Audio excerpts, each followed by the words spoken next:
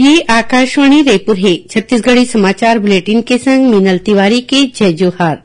अब सुनो आज के प्रमुख समाचार। भानु प्रतापपुर विधानसभा सीट में हुए उपचुनाव में कांग्रेस प्रत्याशी सावित्री मंडावी भाजपा प्रत्याशी ब्रह्मानंद नेतामला 21,171 वोट ले हरा के जीत हासिल करीन। गुजरात विधानसभा चुनाव में भारतीय जनता पार्टी और हिमाचल प्रदेश विधानसभा चुनाव में कांग्रेस सरकार बनाए बर जरूरी निर्णायक बढ़त हासिल कर ले है और मुख्यमंत्री गोधन न्याय योजना के हितग्राही मन के खाता में करीबन 8 करोड़ रुपया ऑनलाइन जमा कराए हैं। अब समाचार विस्तार ले। छत्तीसगढ़ में भानु प्रतापपुर विधानसभा सीट कांग्रेस फिर जीत ले है। यहां हुए उपचुनाव के नतीजा में आज कांग्रेस प्रत्याशी सावित्री मंडावी भाजपा प्रत्याशी ब्रह्मानंद नेतामला 21,171 वोट ले हरईन। सावित्री मंडावी ला 65,479 वोट मिले हैं। ब्रह्मानंद नेतामला 44,308 वोट मिले हैं। तीसरे स्थान में सर्व आदिवासी समाज के उम्मीदवार अकबर राम को राम 23,417 वोट पाए हैं। भानु प्रतापपुर उपचुनाव में जीत के खबर मिलते प्रदेश कांग्रेस के रायपुर कार्यालय में कार्यकर्ता मन में उत्साह छागे और ओमन फटाका फोड़ के मिठाई बांटीन। ये उपचुनाव में हुए जीत ला मुख्यमंत्री भूपेश बघेल कांग्रेस कोती आदिवासी मन के भरोसा के नतीजा बतावत है। कांग्रेस उम्मीदवार सावित्री मंडावी ला बधाई देत मन कहीन कि उपचुनाव में मिले जीत ले आदिवासी समुदाय के कांग्रेस पर विश्वास और मजबूत हो है। दूसर कोती गुजरात विधानसभा चुनाव में पार्टी के जीत ला लेके भाजपा कार्यालय एकात्म परिसर में कार्यकर्ता मन में उत्साह के संग मिठाई बांटीन। खबर के मुताबिक कांग्रेस के बड़का नेता और छत्तीसगढ़ विधानसभा के उपाध्यक्ष मनोज मंडावी के निधन के सेती भानु प्रतापपुर सीट में उपचुनाव कराएगी। गुजरात विधानसभा चुनाव में भारतीय जनता पार्टी और हिमाचल प्रदेश विधानसभा चुनाव में कांग्रेस सरकार बनाए पर जरूरी निर्णायक बढ़त हासिल कर ले है। अभी दोनों राज्यों में मतगणना जारी है। आखिरी समाचार मिले तक गुजरात के 182 में 157 सीट में भाजपा आगू चलत है। गुजरात में 100 सीट के नतीजा आगे है। एमाले 86 सीट भाजपा जीते है। वहीं कांग्रेस 7, आम आदमी पार्टी 3 और समाजवादी पार्टी 1 सीट में जीत हासिल करे है। इसमें हिमाचल प्रदेश के 68 में 39 सीट में कांग्रेस बढ़त हासिल करे है। अंतिम समाचार मिले तक यहां 47 सीट के नतीजा आगे है। भाजपा 16 और कांग्रेस 28 सीट जीते हैं। वहीं 3 सीट निर्दलीय के पक्ष में गए है। जनता कांग्रेस छत्तीसगढ़ के अध्यक्ष अमित जोगी आज जांजगीर चांपा जिला के बलौदा ले जन अधिकार पद यात्रा शुरू करें। एमा उखर पत्नी रीचा जोगी समेत पार्टी के आने पदाधिकारी और कार्यकर्ता शामिल हैं। यात्रा की शुरुआत के बेरा में बोलत अमित जोगी हकीन कि बछर 2023 के अवैया विधानसभा चुनाव में उखर पार्टी कोनो आने दल संग गठबंधन नहीं करही। उमन राज्य सरकार ऊपर आरोप लगाइन कि अभी प्रदेश में विकास रुक गए है। अमित जोगी हकीन कि उखर पार्टी के कांग्रेस में विलय की कोनो संभावना नहीं है। मुख्यमंत्री भूपेश बघेल आज अपन निवास कार्यालय में गोधन न्याय योजना के हितग्राही मन के खाता में ये योजना में करीबन 8 करोड़ रुपया ऑनलाइन जमा कराए हैं। ये योजना में गोबर बेचैया पशुपालक और गांव के लोगन मन ला अभी तक करीबन 189 करोड़ रुपया के भुगतान करे गए हैं। ये बेरा में मुख्यमंत्री हकीन की गौठान ले खुद के जमा पूंजी ले गोबर बिसाना गोधन न्याय योजना के बड़ी सफलता है।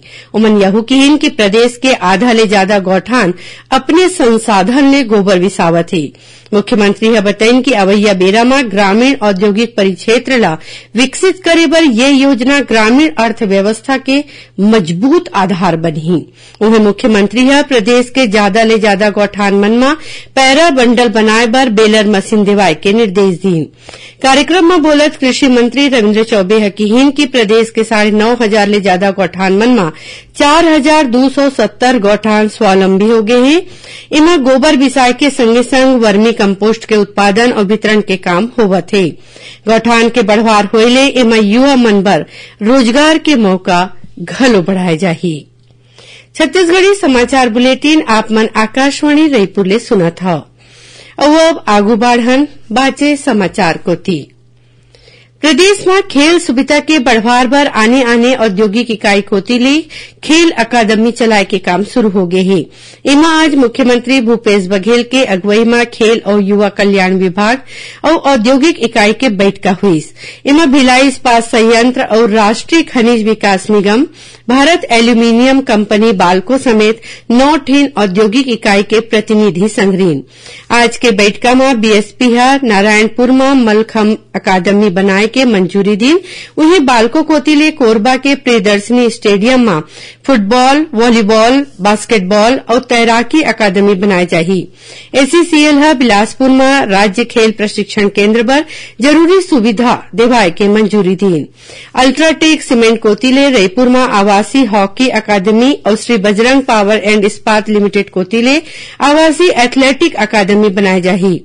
इसमें Gopal sponge and power limited और फिल इस्पात लिमिटेड कोतिले बिलासपुर के बहतराई में बालिका कबड्डी अकादमी पर आर्थिक मदद दे जाही। Jindal steel and power limited कोतिले नवा रायपुर में निशानेबाजी अकादमिक चलाए जाही। खबर के मुताबिक मुख्यमंत्री के अगुवाई में पाछू 15 जून के छत्तीसगढ़ खेल विकास प्राधिकरण के बैठका में ये फैसला लेके रहीस। दुर्ग के रविशंकर स्टेडियम में चलत अग्निवीर सेना भर्ती रैली ला लेके युवा मन में उत्साह देखे जावत है। 13 दिसंबर तक चलैया ये भर्ती रैली में शामिल होए बार हर एक दिन युवा अभ्यर्थी मन बड़ संख्या में दुर्ग पहुंचत है। ये रैली में शामिल होए बार आज करीबन 4700 युवक मन अपन पंजीयन कराए रहीन, जेमा करीबन 3000 युवा मन भर्ती रैली में शामिल हुईन। रैली के बेरा सामान्य सैनिक के संगे संग नर्सिंग सहायक बर पंजीयन करे जाते। ये भर्ती के काम 10 ले 12 दिसंबर तक चली। खबर के मुताबिक ये भर्ती रैली में शामिल होए पर अवैया मल्ला मुफ्त में रहे और खाए पिए के व्यवस्था जिला प्रशासन कोती ले कराए गए है। भर्ती रैली के व्यवस्था देखैया जनशक्ति नियोजन विभाग के उपसंचालक राजकुमार कुरेहा बताईं कि दुर्ग कलेक्टर पुष्पेंद्र कुमार मीणा रोजे स्टेडियम पहुंच के जम्मू सुविधा के जायजा लेवते संगे संग नोडल अधिकारी घलो सरलग गतिविधि में निगरानी राखे हैं। सरगुजा पुलिस ऑनलाइन खरीदी के नाव में एक महिला ले करीबन 5.5 लाख रुपया के ठगी के मामला दर्ज करे है। पुलिस अधीक्षक भावना गुप्ता बताईं कि कपाट बहरी गांव के रहैया पीड़ित महिला ला एक ऑनलाइन कंपनी कोती ले कोनो मनखे 25 लाख रुपया इनाम दे जाए के सूचना दे गे रहीस।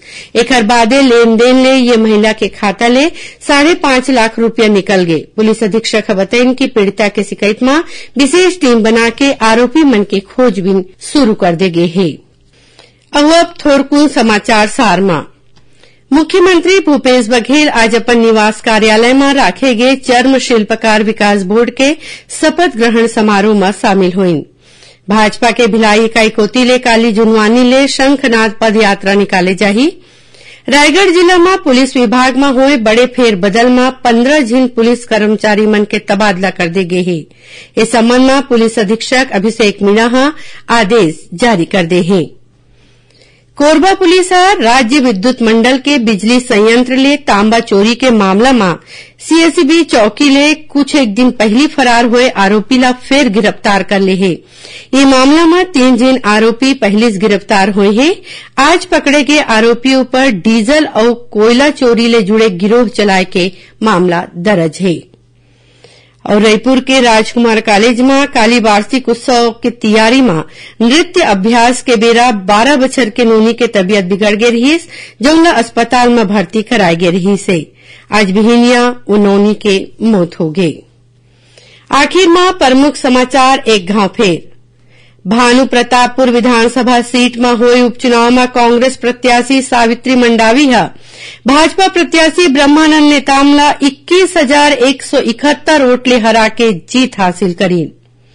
गुजरात विधानसभा चुनाव में भारतीय जनता पार्टी और हिमाचल प्रदेश विधानसभा चुनाव में कांग्रेस सरकार बनाए बर जरूरी निर्णायक बढ़त हासिल कर ले है। और मुख्यमंत्री गोधन न्याय योजना के हितग्राही मन के खाता में करीबन 8 करोड़ रुपया ऑनलाइन जमा कराए हैं। एकरे संग छत्तीसगढ़ी समाचार बुलेटिन इहे सिरावत है। जय जोहार।